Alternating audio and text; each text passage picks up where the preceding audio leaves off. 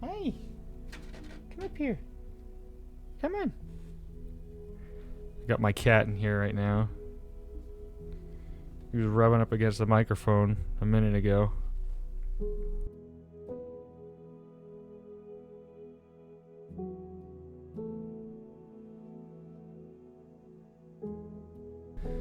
So once again, I'm catching up from the holidays and doing a little bit of pre-recording and commentating after the fact.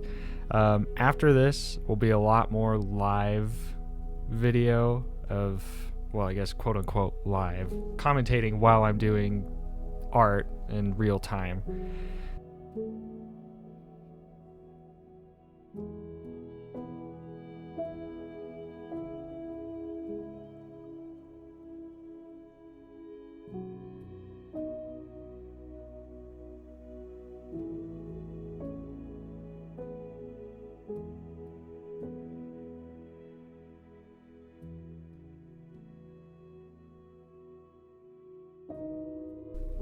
Yeah, so these are all pre-recorded as well, but after this I've got a few fun video ideas that I want to try out. I want to see if I can maybe jump into 3D software without knowing anything about it and just see where it takes me. Maybe I'll have ChatGPT or something teach me how to use Blender. That could be fun. I think I'll be doing that next. So let me know if you want to do that in the comments, and I'll see what you guys say. So these videos are my process work from doing some studies. In school, we would do what's called master studies or master copies, where we would choose a piece of artwork from a professional artist, preferably an illustrator in like the golden age, so like Lion Decker, Wyeth, people like that, and we would just copy their work and try to make it as representational of their vision as possible. And it taught me a lot. I think that if someone wants to improve their artwork substantially, doing master studies is incredible, because you learn the tricks, you learn the shortcuts that they take just by observing their artwork. I'll credit all the original artists in the description below, and I'll probably put the original piece up next to the time lapse that's playing. But with these ones, I didn't want to do completely like one-to-one recreation. I just wanted to capture the essence of what these artists were doing. And I was pretty happy with how all of them turned out.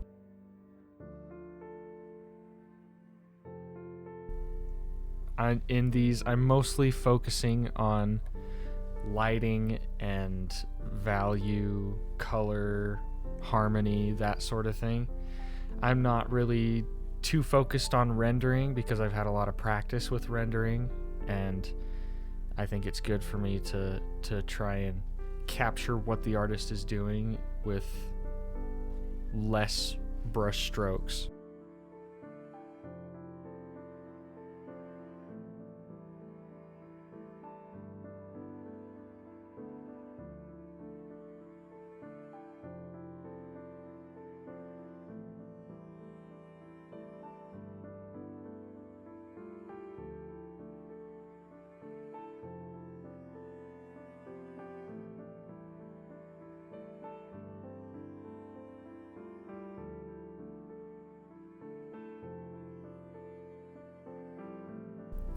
This second one that I did was just a portrait study. I just wanted to do a value study.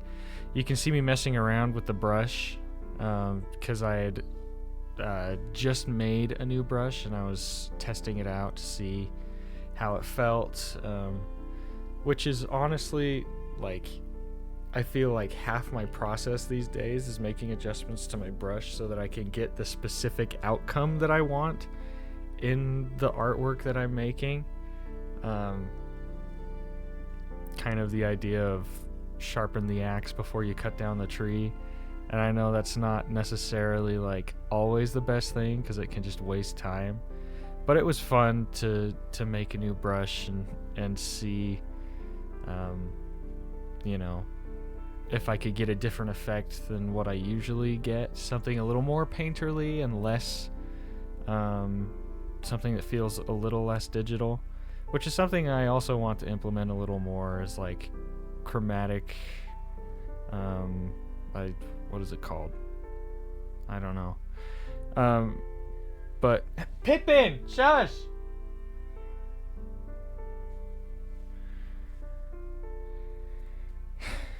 Anyway, he loves to meow like crazy. That cat, he has always been so loud, and he just whines a ton. It's really funny.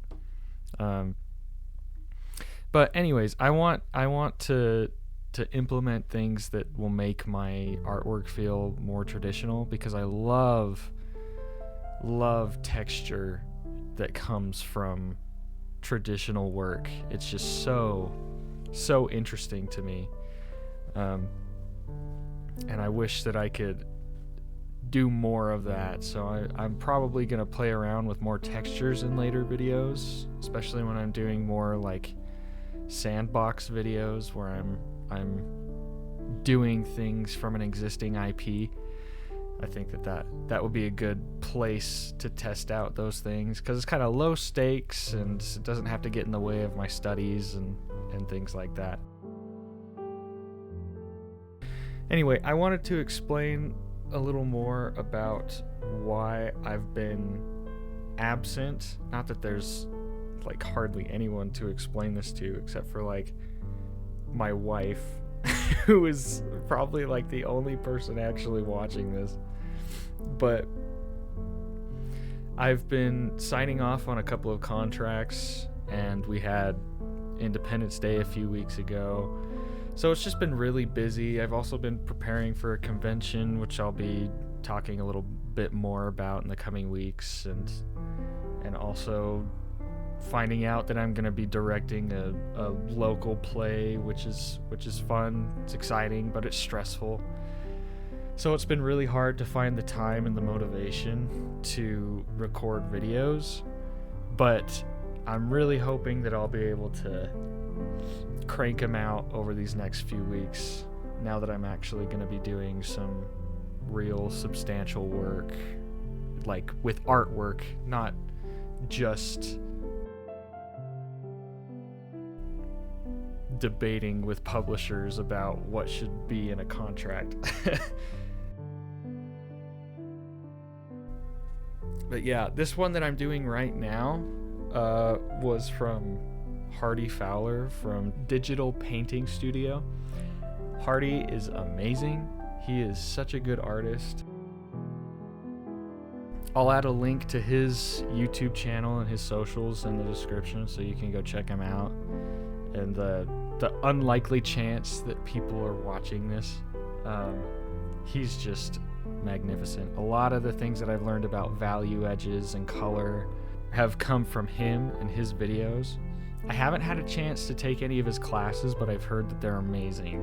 But even just his free content, like on YouTube, was just so instructive, and I just find so much that I can learn from his artwork.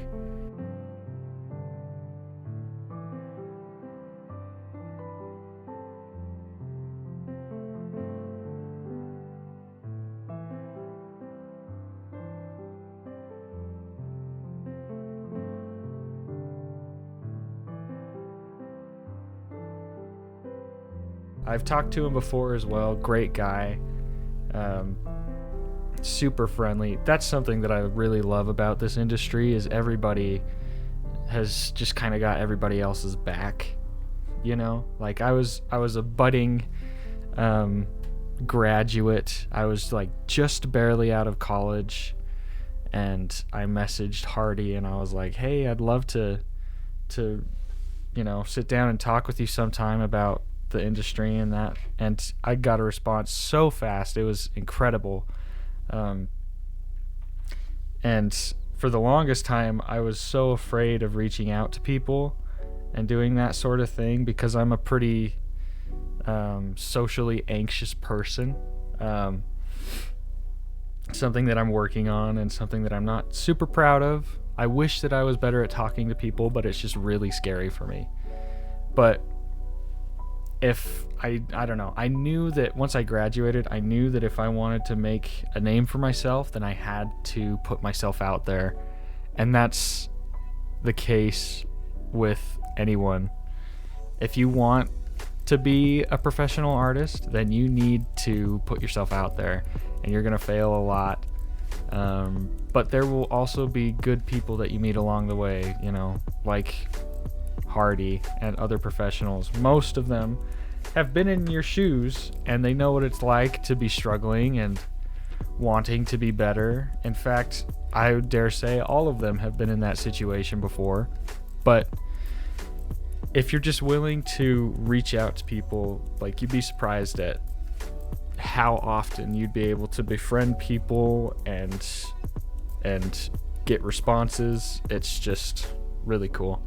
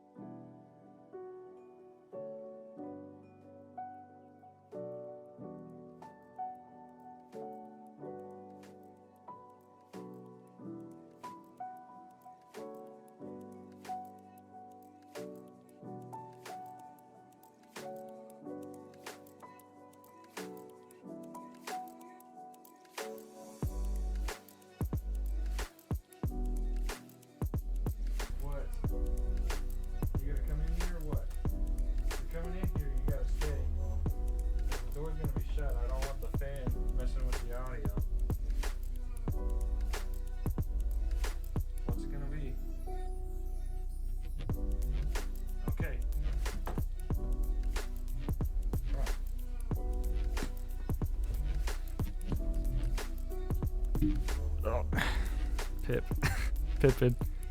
Say hi, Pippin. Say hi, Pippin. Pippin, say hi.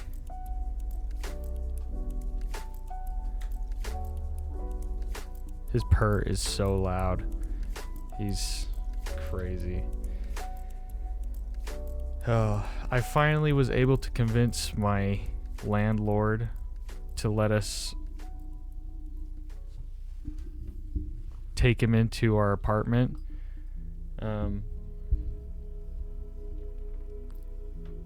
It was a whole thing. But he's a crazy cat. He's also a scaredy cat. And okay, Pippin, you're sitting on the keyboard. Come on. Come on, get up. Come on, you.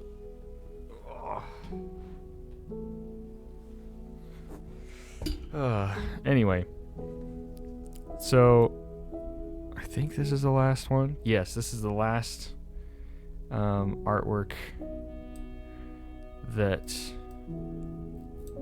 I was doing a study of. You can see me playing a lot with textures again as well.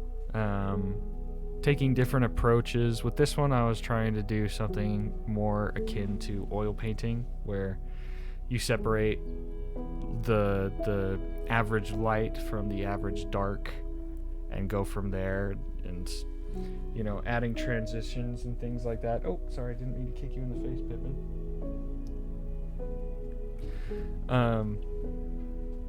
So, and then after that, adding glazes on top of those transitions to give some of that depth and things like that.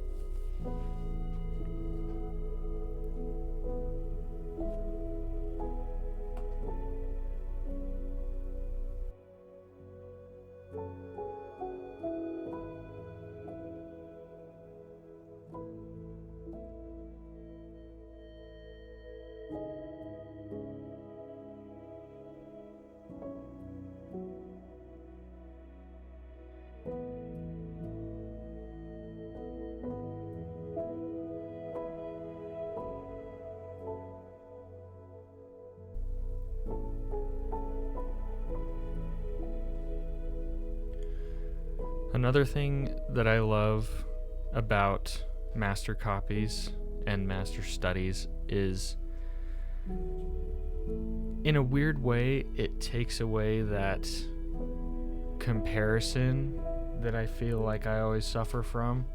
I feel less like, oh man, this artist is so incredible, I could never be like them. And it's more like, I understand how they're doing the things that they're doing, and then I'm able to make a decision of like, would I do that in my workflow? Probably not, because my preferences are different from theirs. Even though I admire their artwork, it's not what I want to create. And that's kind of how finding your own style comes about, is you slowly adding these different aspects of other people's processes, and that blends into its own identity over the years. So that's, I think, a big portion of where I've found my style as well, is picking and choosing different parts of other artists' processes that help me to get quicker and better in my own process. I think that should be normalized more in the art world. It's people who are willing to, just glean more from people, and be willing to share that information. Like, knowledge should be free. Like, if it becomes transactional, that's just, I don't know, it's sad, because we're all here learning and growing. Why not learn and grow together? Like, pitting people against each other is just destructive, and it's just sad to see that people like to gatekeep things that they find gives them an advantage. But like, what better advantage could you have than helping another person? I don't know.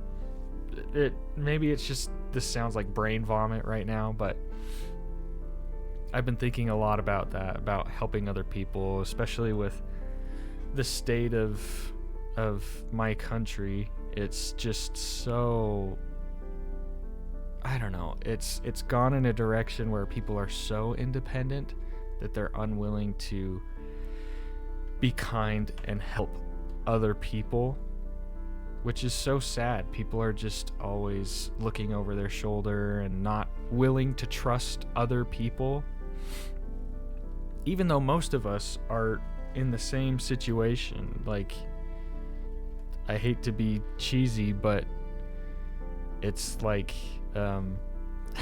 Mewtwo in the first Pokemon movie. He says the circumstances of one's birth are irrelevant. It's what you do with the gift of life that makes you who you are. And that's so true. Like, the circumstances of things don't matter. What matters is how we use life, and we should be using it to help each other, because I mean, everybody's gonna have like our miserable moments, so why not just help someone else to get through it? And I've been surprised at how happy that makes me. Like, it starting out by helping people, you feel like sometimes it's kind of a chore, and maybe that's where people are coming from when they gatekeep knowledge and skills. But I'm just so much happier when I'm able to help someone, and I wish that people were willing to do that more often, because everybody would just be so much happier. But anyway, I'm being all idealistic, and I'm really tired right now, so I'm just kind of just spewing words right now. But it's been heavy on my brain recently, especially after watching some recent films. It's kind of helped me to back up and take a perspective of where I'm at, where the world is at, and such. So it's good to do that now and again.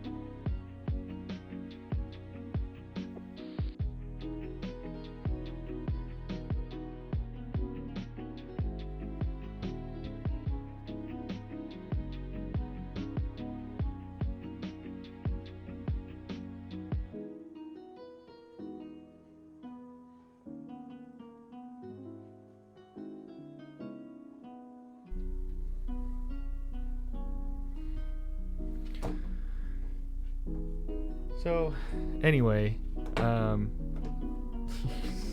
stupid little. Anyway, these were fun to do. It feels very low stakes as well to work on like master studies. Like if you want to improve your artwork, study the masters, because like there's so much that you can learn from like painting from life and like plein air and whatever, but mimicking other artists will catapult you like way farther ahead. I don't expect that I'll do many more master copy videos, because I mean I want to do my own artwork, but this was just a good filler, and hopefully it's beneficial for people out there. I just I want to avoid being the type of channel that's tutorials, because it's very oversaturated right now. The art channels are always like how to do this and stuff, but I just want to like have art that people can you know enjoy watching being created, maybe even learn from just by observing and you know chilling out with me. That's what I want to do. So anyways, I will link all of the artists in the description below, along with my brushes on my GUMROAD. If you want to make the same kind of artwork that I do, you can check those out. They're really cheap, and I've curated those brushes over the years to help me create the type of artwork that I want to create. So anyways, I hope that you enjoyed this, seeing this process work, and that you learned something new, and go make art or something.